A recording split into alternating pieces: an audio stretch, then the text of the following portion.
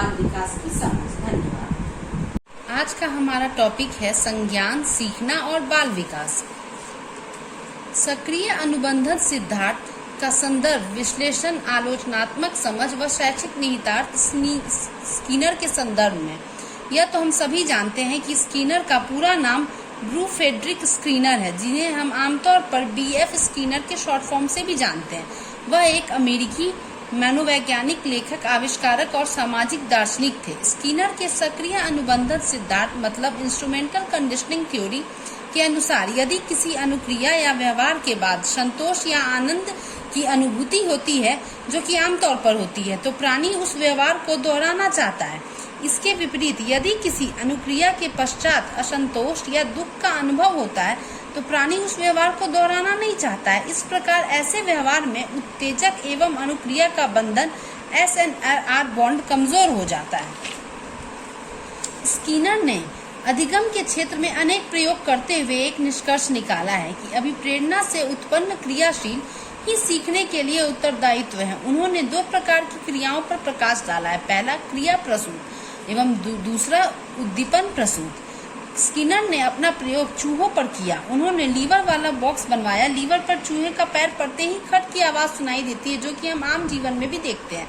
इस ध्वनि को सुनकर चूहा आगे बढ़ता है और उसे प्याले में भोजन मिल जाता है। यह भोजन चूहे के लिए प्रबलन का कार्य करता है। चूहा भूखे होने पर प्रणोदित होता है और लीवर को दबाता है।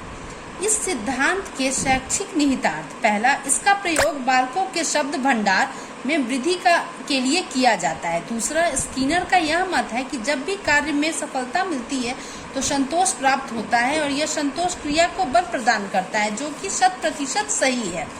तीसरा, इसमें पुनर्बलन को बल मिलता है। अधिकांकिक अभ्यास द्वारा क्रिया को बल मिलता है। चौथा, यह सिद्धांत जटिल व्यवहार वाले तथा मानसिक रोगियों को वंचित व्यवहार के सीखने में विशेष रूप से सहायक होते हैं। दैनिक व्यवहार में हम इस सिद्धांत का बहुत प्रयोग करते हैं।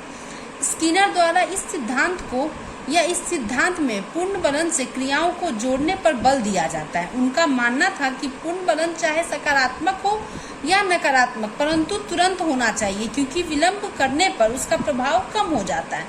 अथवा यह सबसे अंतिम अभिप्रेरणा। इस सिद्धांत के अनुप्रयोग से पुनर्बलन का प्रयोग करके छात्रों को अभिप्रेरित किया जा सकता है, क्योंकि अनुक्रिया की उपयुक्तता और कार्य की सफलता अभिप्रेरणा के अच्छे स्रोत हैं। आलोचनात्मक समझ। अपने तमाम खूबियों के बावजूद कुछ मनोवैज्ञानिकों ने इस सिद्धांत की आलोचना की है, जो कि इस प्रकार है। पहला, इस सिद्धांत का प्रतिपादन पशु और पक्षियों पर किए जाने गए प्रयोगों के निष्कर्षों के आधार पर किया गया है। अतः यह मनुष्य के सीखने की प्रक्रिया को ठीक प्रकार से व्याख्या नहीं करता है। दूसरा, यह सिद्धांत उच्च मानसिक क्षमता वाले व्यक्तियों पर लागू नहीं होता है। तीसरा, इस सिद्धांत के अनुसार पुनर्बलन सतत होना आवश्यक है। इसके अभाव से सीखने की प्रक्रिया मंद हो जाती है, मतलब कमजोर हो जाती है। चौथा, इस सिद्धांत के अनुसार सीखना यंत्रवत होता है, इसमें बुद्धि का महत्व नहीं है। धन्यवाद।